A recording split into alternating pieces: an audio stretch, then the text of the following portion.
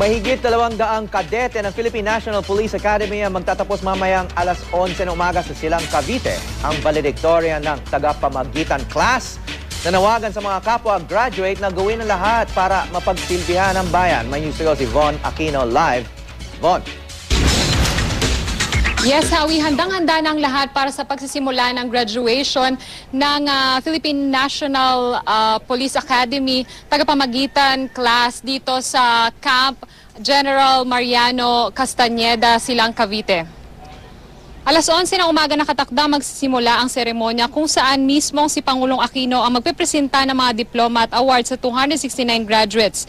Inaasahan ding dadalo si DILG Secretary Mar Rojas na siya magbibigay ng announcement of appointments. Pangungunahan naman ni PNP Chief Alan Purisima ang panunumpa ng 258 candidates na aanib sa PNP. Samantalang si BJMP Chief Johnny Mamarinlaman ang magpapanumpa sa 11 kadete na aanib sa BJMP.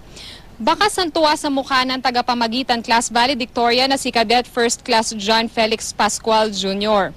Ang ama ni Pascual ay isang retired police samantalang ang ina naman niya ay isang public school teacher. Masaya po ako sa naging achievement natin at nagiging mas masaya po ako na nakikita ko po yung parents ko at ang mga taong nakapalibot sa akin na masaya din po sa aking naabot. Sa isyu ng ilang pulis na nasasangkot sa katiwalian, naniniwala si Pascual na dapat magsubikap ang mga pulis na mapaganda ang imahe ng PNP sa pamamagitan ng matapat na paglilingkod. Natin may tatanggi na ganun nga po maraming tiwali na kasama ngayon sa hanay natin sa pulisya. Pero hindi po ito hadlang para yung mga taong gumagawa ng tama, para yung taong gumagawa ng kung anong naiatang sa kanilang serbisyo ay hindi na po magtrabaho. Ngayon po, inaanyayahan ko po lahat ng miyembro ng kapulisan na sana po ipakita natin na yung serbisyo natin sa taong bayan ay tapat. Sa lahat po ng ating ginagawa, sa lahat po na ating pinapasukan at sa lahat po ng ating ginagawa sa ating buhay, ibigay po natin yung best natin sa lahat po ng undertakings natin.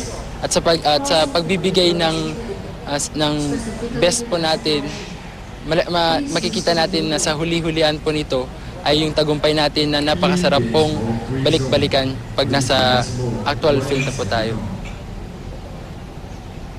Sa ngayon, Howie, ay medyo makulimlim pa rin dito sa pagdarausan ng graduation ceremony. Pero ayon sa aming mga nakausap, ay kung sakasakaling uulan, ay ililipat nila yung graduation ceremony sa gymnasium dito rin sa loob ng kampo. Howie? Maraming salamat, Von Aquino.